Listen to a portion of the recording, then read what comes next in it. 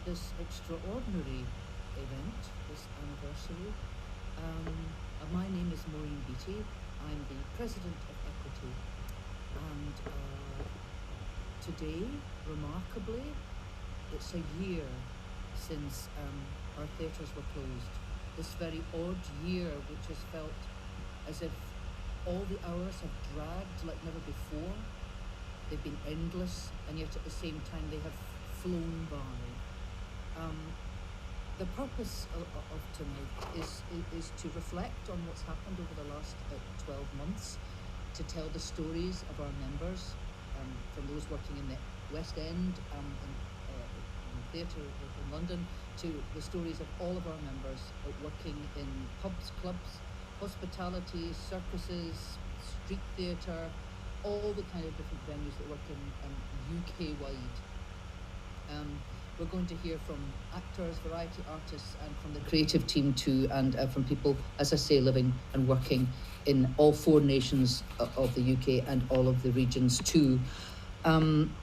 It's very important to us that tonight is not about looking back with sorrow, although we do that, of course, but it's also about looking forward and determining that we are going to fight back. We have been fighting back this whole year, and I have been, as president of this great union, I have been so moved and so inspired by the extraordinary courage and fortitude, which of course our members have in abundance anyway, whatever their discipline, but it has really come out, it's come to the fore this last year with the struggles that people have had just to feed themselves and their families, and to try to keep being creative and keep creating theatre despite the huge obstacles in our way.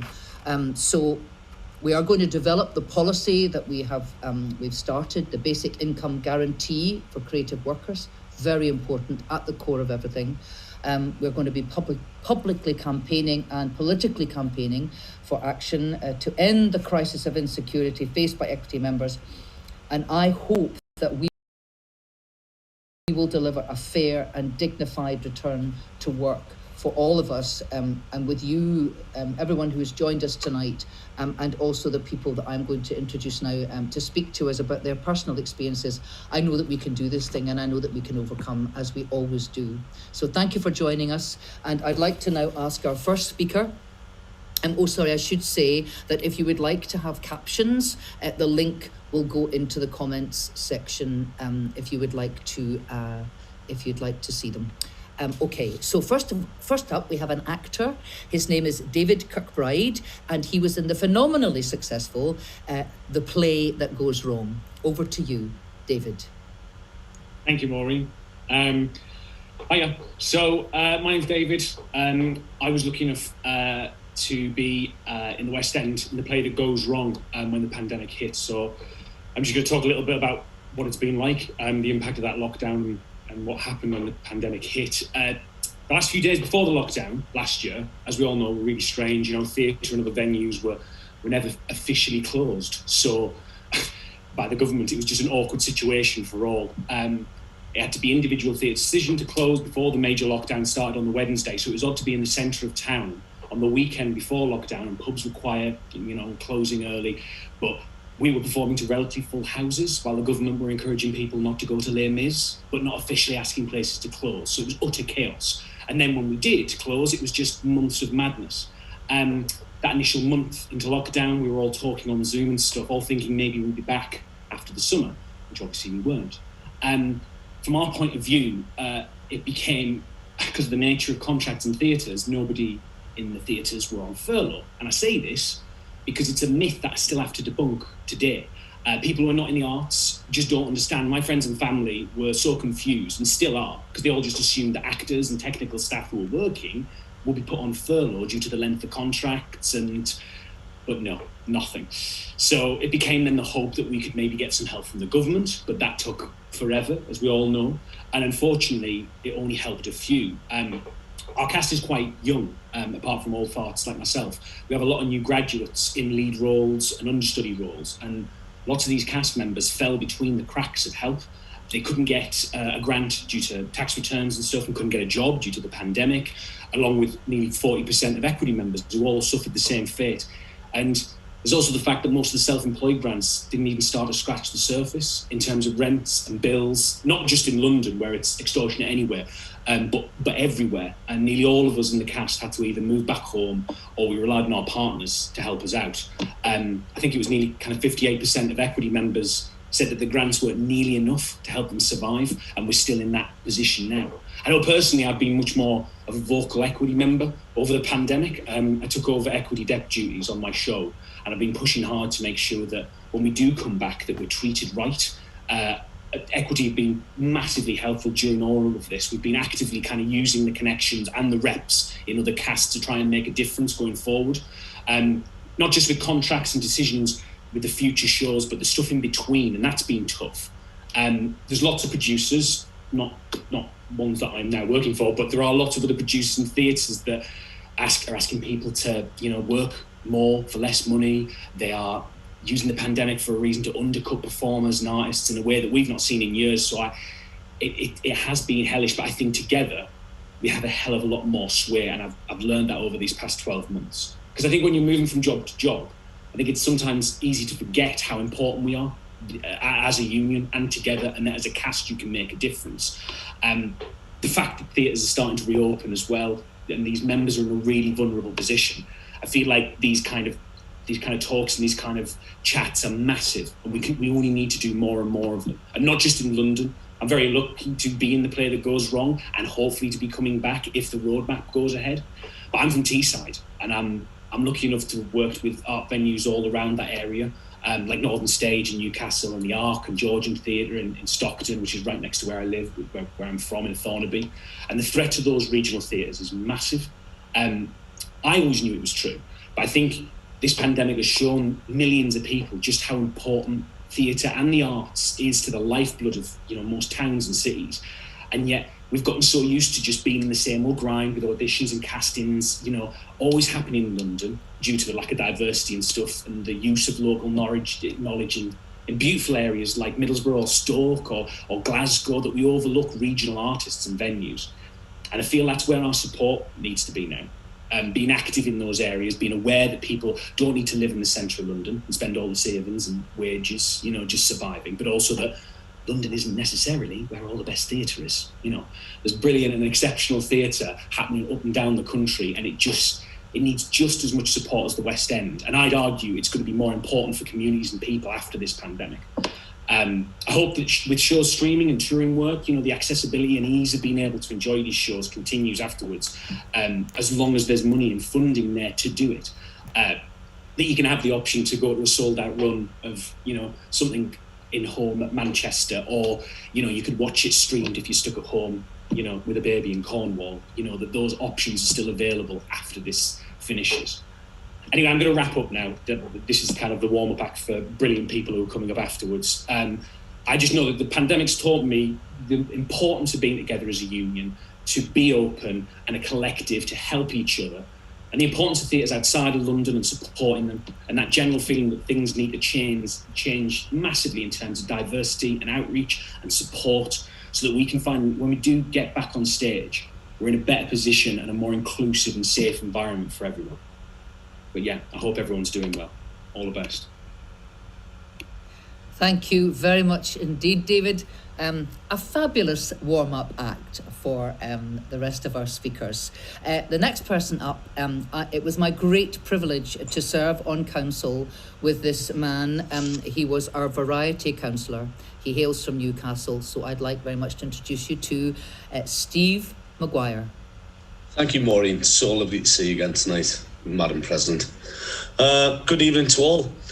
I'm delighted to have been asked to speak tonight and share my experiences and the effects that the COVID pandemic have had on me as an entertainer, as a singer, musician, compere, walk-on artist, anything that falls under the variety umbrella. So what's my story? My dream and ambition was always to be a singer and a musician, so at an early age I learned to play an instrument. And I joined a band and started performing in the pubs and clubs of the North East way back in the 1970s. When I left school, I started working in a sweet factory. I painted the colours on the Smarties in the northeast, and I worked in what's considered as a proper job. I worked there for over 11 years, and when I was made redundant, I then took the opportunity and the plunge to embark upon a full-time career in entertainment. And in 1990, I joined the Northeast Variety branch of Equity. So, I've been truly blessed to being able to work in a profession that I love for over 30 years. And I've worked all over this country in net deals in South Wales and Blackpool in the Northwest, Scotland, the Midlands, Yorkshire, North and South. And I spent 5 very happy years in Spain as an entertainment manager in summer season. Now, even with the decline in workmen's clubs and pubs, and let's be honest, those are our bread and butter jobs and venues in variety. Even with that decline, I've still been able to maintain a decent diary, enough to keep me away from factory work. And so last year, I was looking at a decent year's work, including comping performing at 6 country music festivals, a diary full of club and pub work, thanks to my Northeast agents, and a private diary of PA and lighting hire until March 23rd of last year, when I remember sitting in front of the TV in shock, listening to Boris Johnson announcing that the country is going into lockdown, that pubs, clubs and entertainment venues had to close their doors. And I phoned my agent, and he was looking at the same broadcast, and simultaneously we just closed the diaries. So as a self-employed entertainer, I wasn't entitled to any furlough payments. My wife was working, so I didn't qualify for any universal credit. I eventually received a pittance from the self-employed assistance scheme, and I have to say that I was very, very grateful for a grant from the Equity Benevolent Fund, which I will always be eternally grateful for. And then we saw a glimmer of hope in June last year, when we were allowed to open for a 6-week period with strict conditions such as social distancing, curfews, track and trace systems in place. And you know what? It worked very well. But then they shut us down again, just in time for our most lucrative and busiest time of the year. And even though my wife was working on a 0 hours contract, even though she's working, it's still a massive drop in income when a partner loses their earnings. And so soon our savings dwindled when we had to effect emergency repairs to our home. And even though we were able to take a 3-month mortgage holiday, it soon became apparent that we were going to have to sell that house in order to recover, which we ended up having to do in November of last year. That's been the biggest change for us, having to sell our house, which we'd invested in for our retirement, if you like. Well, I've since found another proper job. I'm back working in a factory on a national minimum wage. And, whether our workplaces will recover or not remains to be seen. And I'm talking about variety workplaces. I'm talking about the clubs and pubs who've had to shut the doors. Working men's clubs and pubs have been the traditional live entertainment venues for the working class in the country. In those industrial areas that we come from, you're more likely to have seen top entertainment in a workman's club than spend an evening in the theatre. It's traditional working man's live entertainment. And I'm fearful that many of the problems that those venues have been facing have now been compounded by the pandemic. And so many of those venues were struggling beforehand. I'm fearful that they're going to struggle to reopen their doors again. And as for our members working in this precarious profession, yes, we need a safeguard. Yes, we need, as a society, some sort of basic income, universal basic income to protect us all. Our members aren't lazy. They want to work. It's just that they work in a profession that's entirely different to those who sometimes denigrate us by asking, so you don't have a proper job then, do you not? And if that proper job means a job that provides furlough payments and sickness pay, maternity and paternity pays, holiday pay, double time for working bank holidays, so on and so forth, then no, we don't have a proper job. So, President, you know that I've always banged this drum. It's time that we looked as a profession and campaigned as a trade union for those safeguards to such as universal basic income. And it's going to come as no surprise to you, President, and to Paul, that I'm asking again for us to explore as a trade union a way in which we in the variety sector can be afforded some of those protections provided by collective bargaining agreements. We need them. We've got to find a way around it. I know we've been there before. We need to revisit it and we need to find a way around it. Otherwise, variety artists are going to be continuously part of that 3 million excluded UK members. Thank you all for listening to me. Steve, thank you so much for that. I really appreciate you sharing that story with us. I'm so sorry to hear the way this has impacted you. Such a talented man, as so many of our members are. I should say to everyone that Paul Fleming, our General Secretary, has now joined us, and he's going to speak at the end of this event. First, now, we have our next speaker is Emma-Jane Park. Emma-Jane is a dancer and a theatre maker. She's also a member of the Freelancers Make Theatre Work community. Over to you, Emma-Jane. Thank you, Maureen. I'm going to start by saying it's really hard to be here tonight because I'm exhausted, and I'd prepared a lovely little rally cry talking about poverty and the Barnett formula and wellbeing economies, and I can share all of that later. But all day I've swithered about what to talk about, and I just think all of that is redundant after a week of watching familiar abuses of power play out again and again in the mainstream media, and watching people who I know to be abusers spout platitudes online on the back of that. And so I really questioned if my energy is relevant tonight, but I think it is, because if I can rally everyone watching this to be raging about platitudes, I really think that the idea of a basic income guarantee for creative workers stands a chance to make an actual change. So with that, I'm going to fast track to the difficult bits. And I would like to assure you that for me, this is an act of love. It could be because I'm from the west coast of Scotland that the tricky bits are seen as an act of love. But I firmly believe that if we don't ask each other the hard questions, then our critics certainly will, and they're far more likely to use them to tear us apart. So for me, comradeship is not about endless agreement. It is about space to embrace all of the complex issues without falling into them in us politics. And if we can't achieve this in our union, then what is the point of a union that we call equity? So tonight, I would like to offer that perpetuating financial precarity is one of the greatest enablers of the misuse of power in our society and therefore our industry. It leads to discrimination, it leads to abuse and violence, both individually and institutionally. And we currently live in a society that exhausts people into submission through fear and through scarcity. And if we're really honest with ourselves tonight, those who are subjugated as a free labour source by our society, so I'm thinking the working class, the underclass, the criminal class, carers, women, people who experience racism, and disabled communities, to name a few, those are the people who've left the industry already. And those are the people who aren't here with us tonight and who need this basic income guarantee the most. And every inch of the optimist in me wants to believe that this income guarantee will create the financial security that enables activists to gather and pool energy around building a more equitable industry. And I totally wonder at the opportunity for healing that kind of resource could bring. However, the realist in me worries, and I worry deeply, like keeping myself up at night worrying, because I've seen the platitudes.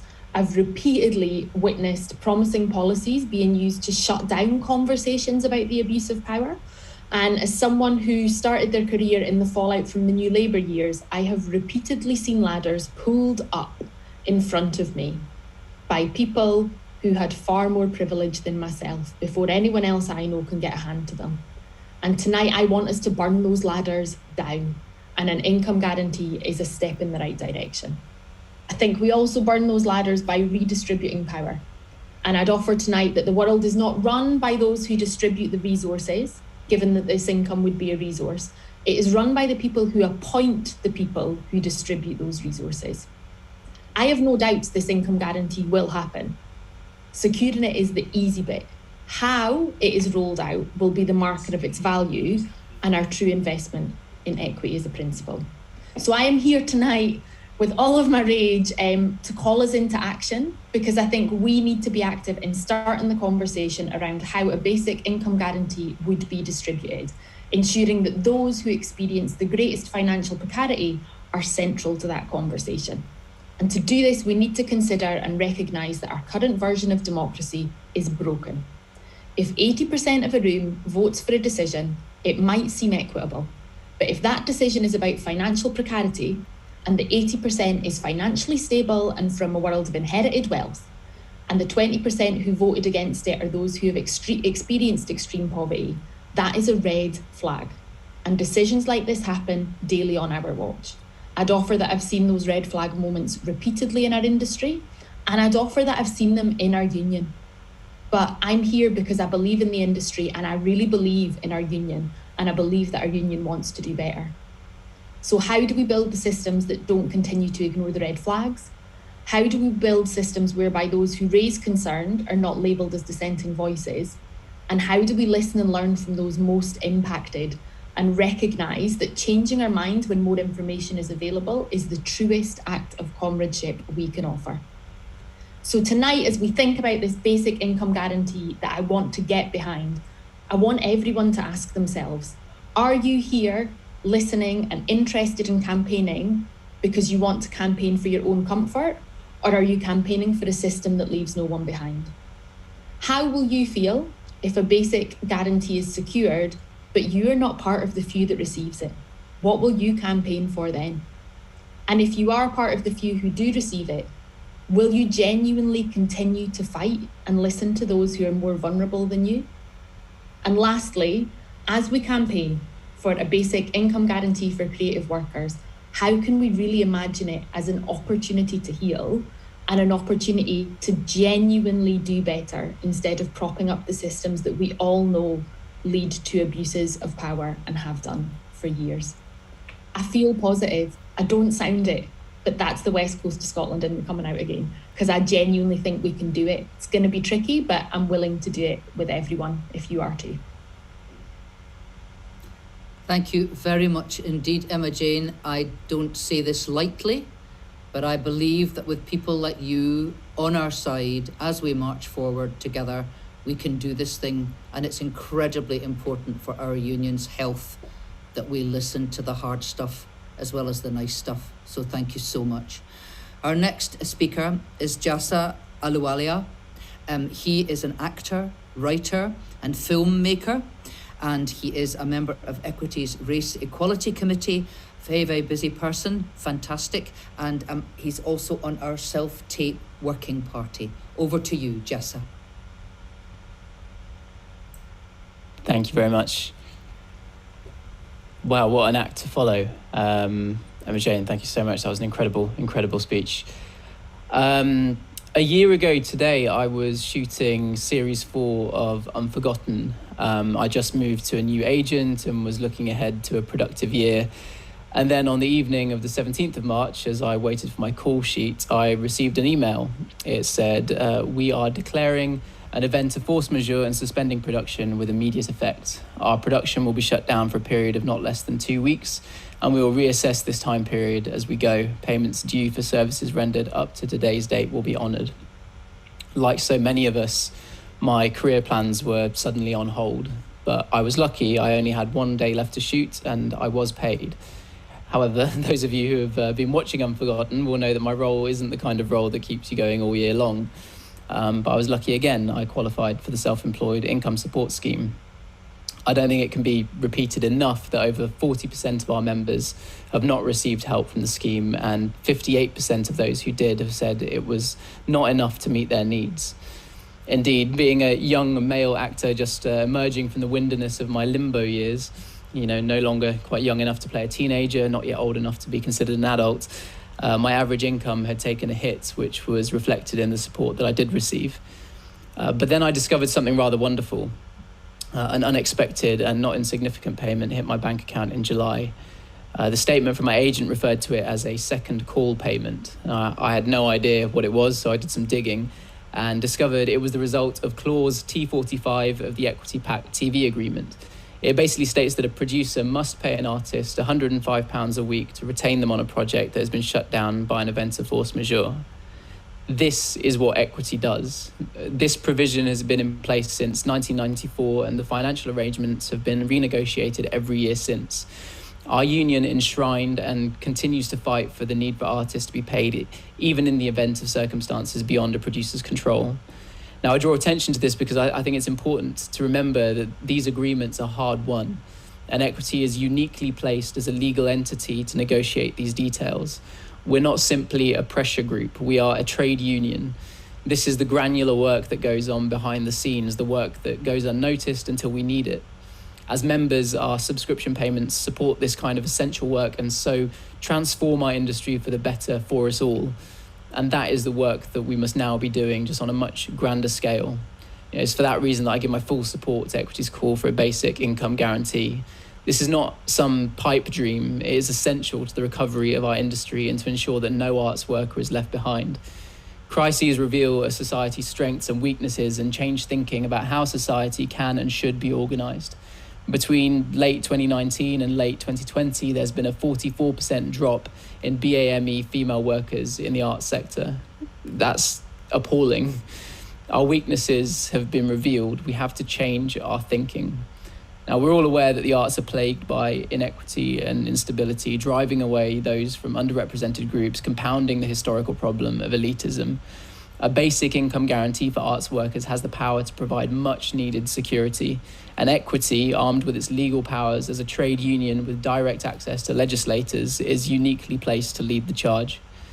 As revolutionary as this campaign may sound to some, this is not a new debate. In the late 1700s, Thomas Paine was arguing for a form of universal income, and more recently, reports from a basic universal income trial in Kenya suggest higher levels of well-being and increased entrepreneurship among recipients. And France has had a system in place, an art system in place, to support artists for years. We are part of a long-running dialogue, but we must now raise our voices. Now, the question we always face when trying to engage members and would-be members is, what does Equity actually do? Let this campaign be a resounding reply. Equity is fighting for a basic income guarantee, a guarantee for a better future, a future defined not by uncertainty and indignity, but by security and equality. It needs your input, it needs your support. Collective action works. Please get involved. Thank you. Thank you very much, Jassa, for that rallying cry. Much appreciated. We now have Francis Mezza, who is in Northern Ireland. He is the chair of the Northern Ireland General Branch. He's an actor, and he is also on the Young Members Committee. Over to you, Francis. Thank you, Maureen. Hello, friends. Hello, comrades. My name's Francis. As Maureen said, I'm an actor from Belfast, and I'm very proud to be the current chair of Equity's Northern Ireland General Branch, as well as being a member of Equity's Young Members Committee. I'm honoured to have been given the opportunity to speak to you all today, but unfortunately, the reason that I'm here is to highlight the devastating impact of COVID-19 on our members here in the north of Ireland. As we know only too well, our industry has been crushed due to the impact of COVID-19. And sadly, it's been our freelance creatives who have suffered the most. 2020 was my first year as a member of Equity's Northern Ireland General Branch Committee, and like many trade unionists, our committee found ourselves in a scenario where a trusted member of staff who we relied on had to be placed on furlough, and we had to start holding meetings online. But we adjusted, as all artists do. Artists adapt, and they do the best that they can in often difficult circumstances. But the difficulties that we faced as a branch committee were really only minor inconveniences. They were nothing when we compare them to the difficulties that many of our members have faced all across these islands over the past year. Many people have lost their jobs and their livelihoods over the past 12 months. And many people have even had to consider leaving an industry that they had to make massive sacrifices to be a part of in the first place. But it's also been inspiring to see how the arts community in the north of Ireland have come together to support each other during this difficult and often traumatic period.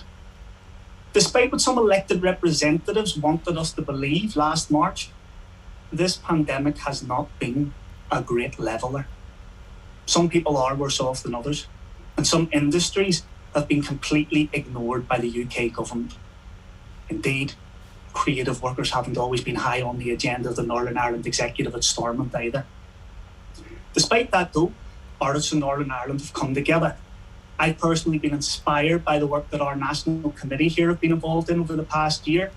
And I've also been impressed with the work that many freelance theatre workers and activists have been involved in by organising themselves to stand in solidarity to challenge the status quo for creatives. Now, local theatre companies here have thought of new ways to support artists, and some are offering pay what you can workshops to help creatives express themselves and learn new skills. And we've also seen many online productions come to fruition for which local theatre and dance companies deserve great credit. Today's event isn't simply an anniversary though. Today's event is also the launch of Equity's campaign for a basic income guarantee for creative workers, which is urgently needed to protect workers against the current crisis and ensure that everyone can remain in the industry during these turbulent times, not just those with financial backing and security to do so. I'm proud that as a union, we're following Irish Equity, who have already been successful in lobbying Irish ministers in calling for a basic income scheme for artists and arts workers in the Republic of Ireland. And I want to reiterate that our campaign for a basic income guarantee for creative workers has probably been born in part because of the failings of the UK government's self-employed income support scheme, which has left many freelance creatives without an income. It's only right that I also take this opportunity to thank organisations such as the Arts Council for Northern Ireland and Theatre and Dance CNI, who have both been working extremely hard to support creative workers over the past 12 months in Northern Ireland. But many creative workers where I come from would probably be really unhappy with me if I didn't also mention that those of us who work in the creative industries have been treated with contempt by the UK government over the course of the past year. If your name is Fatima, for example, your next job does not need to be in cyber. If you're a ballerina, you should not have to wait or go to the back of the queue.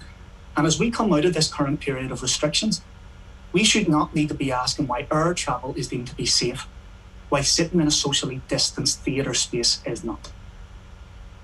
For our industry to recover from this crisis, our members need meaningful and reliable financial support. I support a basic income guarantee for creative workers. And should some of our political parties decide to support a campaign for universal basic income for all workers, then I'll support that as well.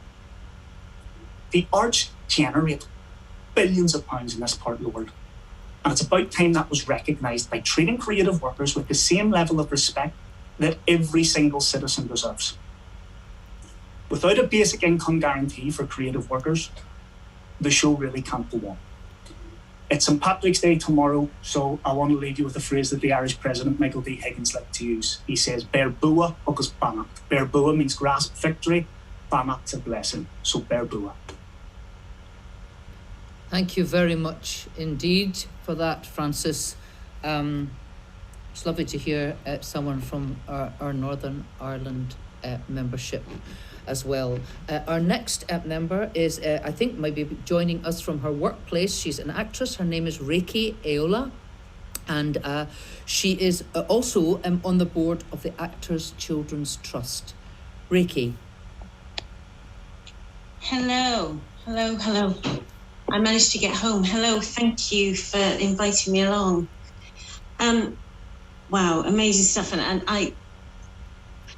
I almost didn't, I'm sat here and I'm listening and thinking, I'm not sure if I want to speak, I just want to digest what I'm hearing. But when I was asked to take part in this rally, I was listening to the radio and there was a song from Matilda on, and I was singing along, and then I suddenly thought, where are the children who a year ago thought they were going to be in a show, or where are the children who were in a show? I thought, I wonder where the children are. I wonder if, and then suddenly it all stopped, as it did for everybody, and I thought, I wonder where they are now. And so my thoughts went to, I hope they're okay, and I hope in the middle of everything that people have had to deal with, that somebody went, you know what, we need to check the kids are okay. because they are, in some cases, working as hard as the adults for considerably less. So I hope they're all right. And that led me to thinking about actors with children, because I have what I consider an honour to be a trustee of the Actors Children's Trust, and I've never been more. I've never considered that a bigger honour than I have in the last year because of all that we've had to do, and thanks to the generosity of the donors to ACT, we've been giving COVID crisis grants, which are £300 a month, so it's not a massive amount, but I know that for a lot of our families, it's the difference between paying a bill or not paying a bill, particularly for those of our beneficiaries who haven't been able to get any grants from anywhere else, haven't been eligible for whatever reason. And so for us as a charity, that's led to £54,000 a month that we're giving in grants. So over the year, it's a total of £1,100,000. And that's aside from the usual support and advice that ACT give. And as I say, it's £300, but we know for a fact that for some people that's the difference between them feeding themselves and their children, or just their children. So we've seen from that end how difficult it's been for people, and myself. So personally, I have been in an incredibly privileged position, and I'm absolutely aware of that. I went into lockdown exactly a year ago. I was meant to start filming a series called The Pact, and it was meant to start the first Monday of lockdown, but I knew it would be out there somewhere. And then there was also Grace for ITV that was meant to start 5 weeks later. So I went into lockdown knowing that when the world opened up, something would happen. Very different position to hundreds of other people. And then TV did open up, and so in September I had 2 TV jobs to go to. So it's really through being a trustee of Actors Children's Trust and the experience of my friends, a lot of my dear friends, that I know how bad it could have been, and so I'm very, very aware of that. And I received my first equity card from the Cardiff and South Wales branch in 1989, and I feel like it would be wrong of me not to say that that my relationship with equity has been complicated over the years. Not exactly love-hate, but it's been difficult. I don't know if I expected too much from the union, but I often felt disappointed. And today, I feel like we're represented by a union that is really trying to make change, that is not simply trying to maintain the status quo. So I think that the call for the basic living income for those in the arts is something to get behind. And I mentioned that to a couple of people, and one person said to me, well, that's not a new idea. No. And then someone else said, well, that's a very big idea. And I said, yes, because it's big, that doesn't mean we shouldn't try. And I listened very closely to what Emma was saying, and I think that I personally, and I am only speaking for myself, would have no problem at all knowing that other people were getting an income that I didn't have if I didn't need it. But that's that's a personal thing. But I also think if it's strangely easier to make sure that everybody gets it so that somebody gets it, I just think if it can work in other places, I don't know why it can't. And it doesn't make sense. It really doesn't make sense that people who've worked and trained and honed their skills and their talent through no fault of their own, then find that they can't do the thing they do and that they're just having to leave the profession in droves. It's painful. But having said that, I do think that as we open up, we really need to, as the arts open up, we need to really be honest with ourselves about how we treat each other. If we can't really expect anybody else to treat us well as a profession if we don't treat ourselves well, and we often don't treat ourselves well. And I think one of the positive things that might have come out of this last year is hopefully no one will hear ever again. No one should ever hear the words, "Are you sure you're not well enough to come in? Are you sure you're not well enough to go on?" That should be a red card. Just don't say it anymore. Don't say it. Why have we got that culture? Can't happen anymore. I hope that we would clamp down hard on that. And I think it's a shame that it's taken a global pandemic for us to go, okay, actually, you know what? People don't have to freeze in the winter. I don't care how old the building is. People don't have to boil in the summer. I don't care how old the building is. I don't care. It's not right. Let's treat ourselves well. And then we can go forward and ask other people to treat us well. We treat ourselves appallingly. And maybe that's where my issue with the union has come in, because I feel like that stuff's been allowed to slide. I think people really have been emotionally blackmailed and told if they don't turn up with their cough and they're barely their voice, the show can't go on, and thousands of people who've travelled from all over the world will have to go home. Let's stop that. Let's stop it. It's not my fault if you haven't employed enough people, okay? It's not my fault if your insurance doesn't cover this. And we can't do it now, because I don't want to be anywhere near someone with a hacking cough, as I have been in the past. I just don't want to. Sitting in a dressing room with someone with a handkerchief over their over my face because they're coughing. You know, someone I love and respect who shouldn't be in the building because they're ill. Let's not do it. Let's not do it. Another thing that lockdown has brought into real sharp focus for me is that performers and artists often have no agency, no voice at all within arts organisations. That's got to change. That's got to change. Because the art can't happen without us. And that's not arrogance, it's fact. The art cannot happen without us. And yet, and I know equity represents a lot of people, but the bottom line is, how many artists and performers have been on furlough this year? Where have we been? We're not in the room where stuff happens. We have no agency at all. Doesn't make sense. Schools don't function without teachers. They're just buildings. So I would hope that going forwards, every entity that calls itself an artistic organisation, an arts organisation, would be thinking about putting some performers, some artists on the payroll.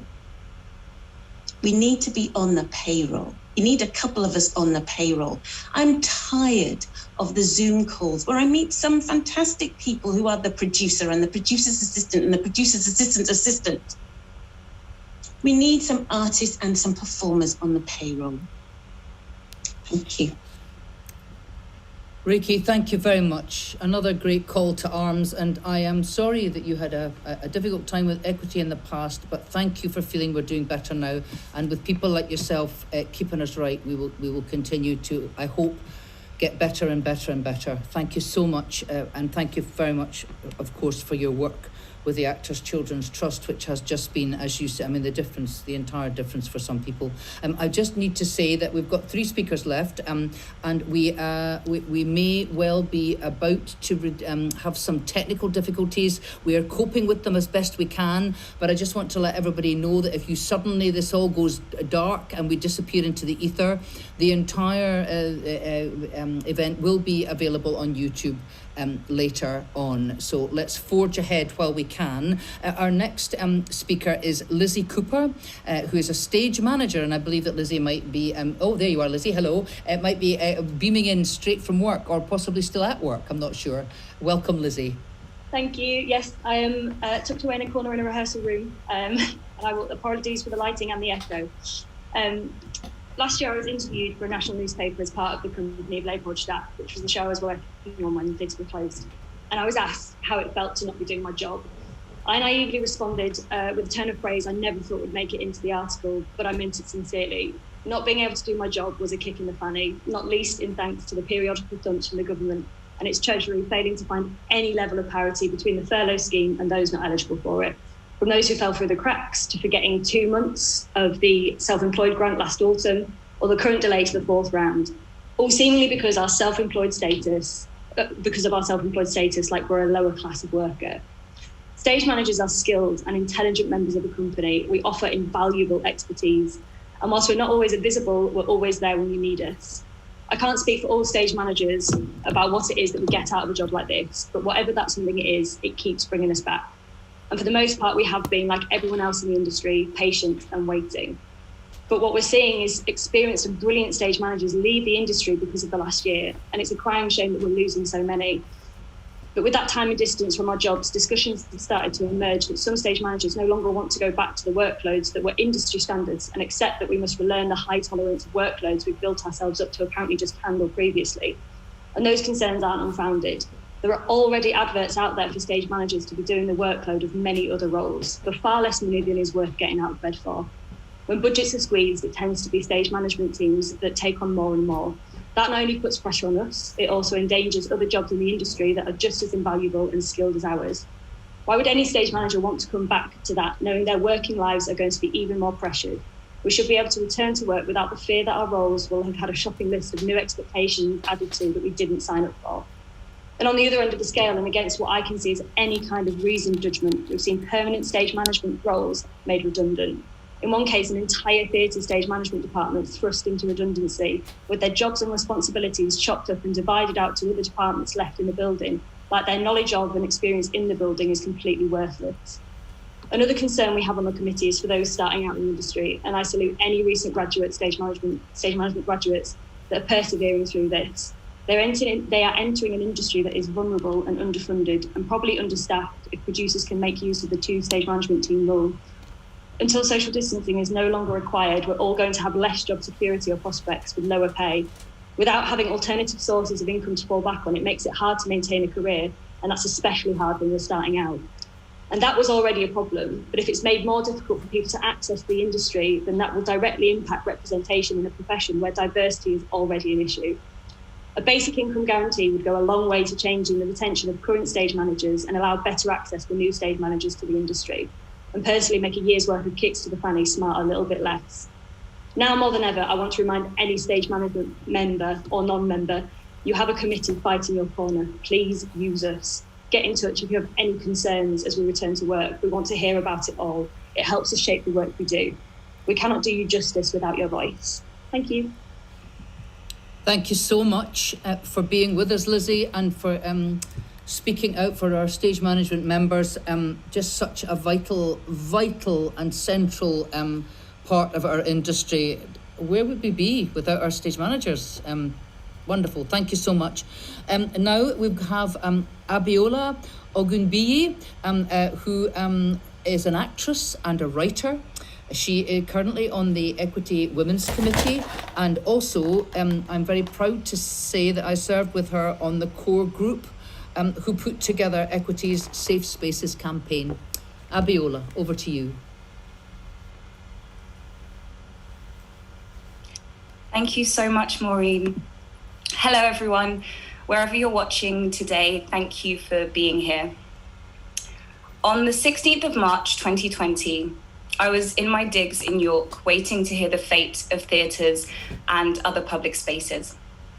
I was performing in the UK premiere of Alone in Berlin at the York Theatre Royal for one more week, scheduled to go to the Oxford Playhouse for our final week. It had been over 3 years since I last performed on stage, and since our opening night in Northampton, I was reminded of all that's unique and special about live performance. The instant audience reaction, the multiple chances to refine your performance, the post-show get-together with lemonade, white wine, and crisps, with all the packets torn open at the sides for everyone to grab as they pleased. After the Downing Street announcement, a series of emails confirmed that the play would end, or rather had ended, with our final show the Saturday before. Another series of emails followed, where we expressed our sadness at not being able to say a proper goodbye to one another, but wishing each other well all the same. None of us could have known what was to come. Later, walking through the underground at Euston Station, the effects of this announcement sunk in more deeply. I walked past fresh posters of just open shows taped to the tube corridors, and I thought about people who were supposed to start previews that week, or rehearsals, right through to people who had probably just gotten a call for an offer for a show that now wouldn't take place. Everyone had more to deal with, yet less work to support themselves. All this whilst dealing with the mental and physical effects of an outbreak, now a pandemic, on ourselves and our loved ones.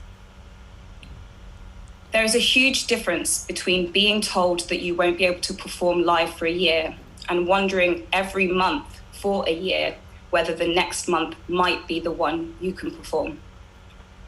Creative workers are used to uncertainty, but this has been on a different level to anything I've ever experienced in my career.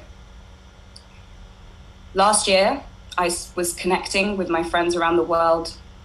We had no idea where the arts industry was heading, but art was still part of our everyday lives. We were watching series, trying to write, reading books, plays. We were trying. But we were also evaluating how we wanted to work moving forwards, with more energy, with less overwhelm, with more time to invest in our craft and make contributions to society with it and to build a life with it. We wanted to be respected.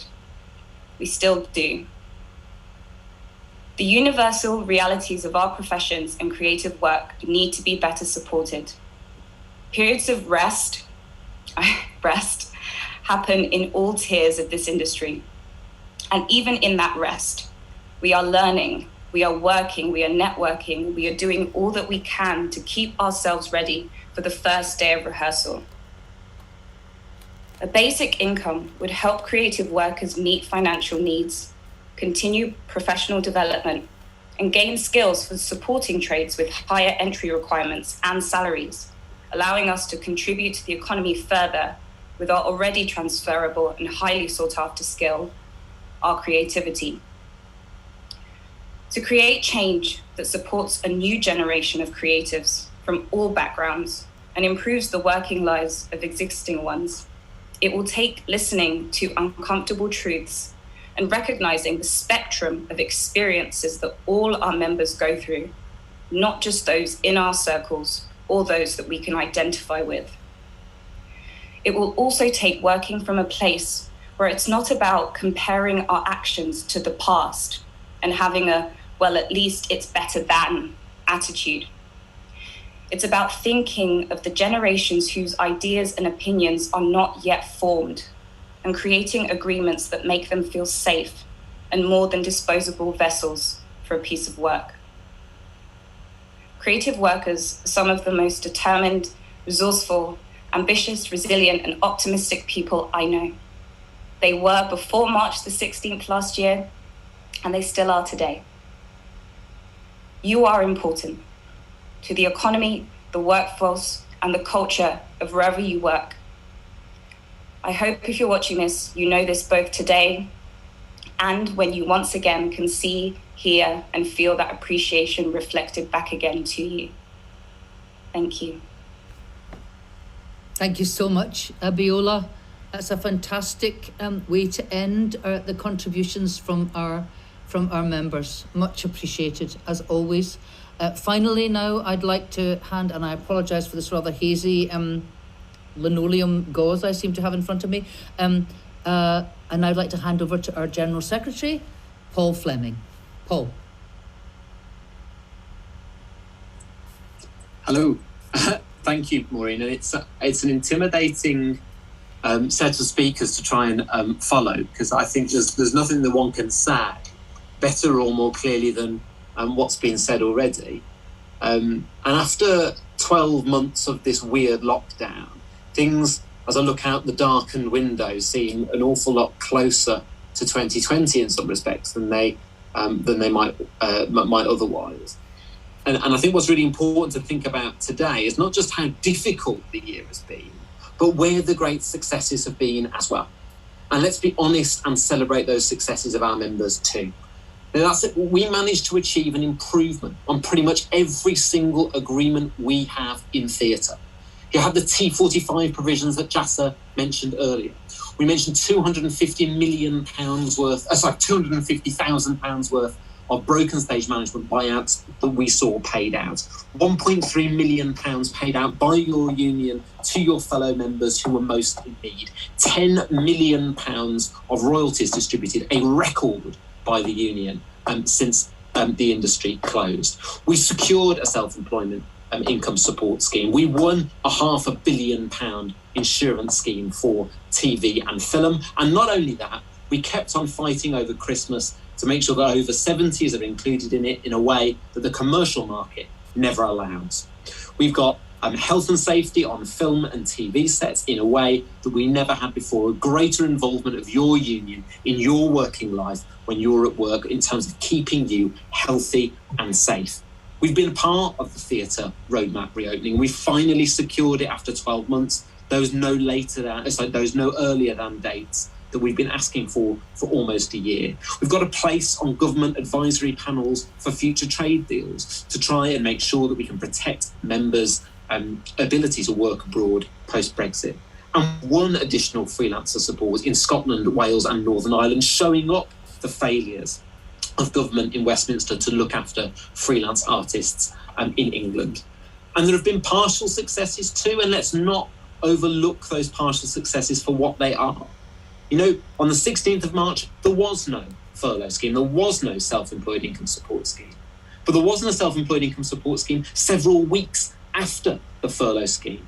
And it was only us screaming via the TUC alongside other unions that won it in its imperfect form. And we have not stopped shouting about how poor it is. We've not stopped shouting about the exclusion of 40% of our members from any payments at all, and a much larger portion of our members, probably up to 70%, who've been excluded from any meaningful amount from that scheme over its running. And we've won a sector support package, and let's talk about how amazing that is. The government's support, 1.3 billion, is unusual because we're the only area of the economy that's been given.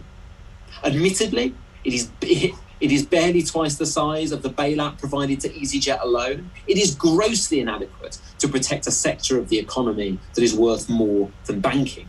But nevertheless, it is a unique achievement that is testament to the loud voice of Equities members and the strong work we've done with the Musicians Union, with BEC2, and with campaigning forces across our industries. And where did those successes come from? They didn't just happen overnight. They come from the strength of being in the union. And one of the most fantastic statistics I think we have is that those casts of shows that closed on the 16th of March, we had 75% density that day. Now we have 85% density on those same casts. Even though they've not been at work, more of them have been part of their union and more of them have been involved in the union than ever before. We've run our biggest ever DEPS meetings, our largest ever consultations, our Equalities Committee's support of the Equities Zooms In series have got us talking about issues that we've never addressed properly before. And let's talk about the level of profile we've had. The front covers of newspapers, interviewed by every major TV station and local news up and down the UK. How did that happen? Well, we've got debates in Parliament because 1,200 members in the space of 6 hours emailed not only the Conservative front bench, but their Labour opposites to get us mentioned in those chaotic debates in the early days of the pandemic. That is a remarkable success in itself. Some people will say that the union calling out the failures is not in and of itself a success. But liberation comes in the struggle. And it should be known by equity members that we would not be in the position that we're in now if it hadn't have been for your hard work, your organising and your sacrifice over the last year. Because, of course, as individuals, we have all felt lonely and distant and powerless at points. But as a collective, we have stood strong in the same way as how your work has provided inspiration and support for that nurse on the bus on the way home from her shift listening to that audio. For the parents who've had to homeschool, who've listened and watched your work. For the parents who've had that weekend's relief with a Zoom children's entertainers party, or people being able to go out and do limited live entertainment over the summer. Your work has got people through. And that means that we are in the strongest position to make bold claims and changes for policy that positively affect our members' working lives. And when I left this office 12 months ago today, everything felt very unusual, but in a way, everything was the same. We were about to face a year of dealing with the effects of the pandemic of coronavirus. But every day, every year, this union fights the pandemic of precariousness that besets this industry, the pandemic of precariousness that besets every working person. We have a freelancified workforce, and in a way that's been set up to support only the engagers, only the government, only those who exploit the capital that you, our members, create wherever you work. And the debate has revolved for far too long about work and money for work. We need to improve the quality of that debate with a basic income guarantee that means that we're now talking about money to live as well as money to work. For those freelancers who have to train and keep their skills in between jobs, they need support in order to continue being highly skilled professionals who provide so much value, not just to the economy, but to communities up and down the country and around the world. The idea of a basic income guarantee for creative workers is not pie in the sky. It is a reality. It is being brought about in the Republic of Ireland, as we've heard. It was brought about during the pandemic in Spain. In Nordic countries, in France, systems like this have existed for decades. This is a chance for the UK to catch up and to strengthen the workforce behind its biggest economic success story. In Scotland, in Wales and in Northern Ireland, we have the chance to work with progressive politicians who have understood the case, who have heard the call for better support for our members, the workforce that powers the creative economy. In Westminster, they have had experience of the furlough scheme, which means the debate about these issues is more real than it has ever been before. There is a real window of opportunity for us to have a success that will make a real difference. And what will be the effect of that difference? Lots of you will have heard me say this before, but it's a function of every trade union to ensure that every working person can flourish as an artist, to give them a better work-life balance, a higher level of income, training, experience, the ability to connect with other working people. That is the function of a trade union, to encourage you to flourish as an artist. For us, we are also there to ensure that artists are dignified working people, that we've secured for them a dignified working life. And how do we do that? We do that through our cause, through our mission, through our movement, because the cause of labour is the hope of the world. A basic income guarantee does those three things. It means that when parents stood and watched very often the only piece of live performance they've been able to see this year, their children's nativity, they haven't said to that child, oh, do you think you can be a performer? Do you think you could go into stage management? Do you think you could live that precarious artistic lifestyle? They've said, I know that there is a basic income guarantee that opens up these professions to my children from working class communities up and down the country. We are doing this not only to ensure a more secure working life for our members today, but to ensure that we do not lose talent in the future and that our industries are truly open to all. The hashtag for this event was "The Show Can't Go On." And of course, on a most basic level, that speaks to how the show has not been able to go on for the last 12 months, how it can't go on until at the very earliest June this year in a meaningful way.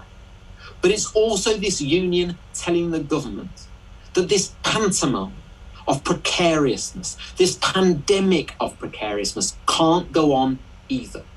This industry is resilient, and it is resilient because it is full of artists. But it is resilient not because it is forced to be, but because it's part of its DNA.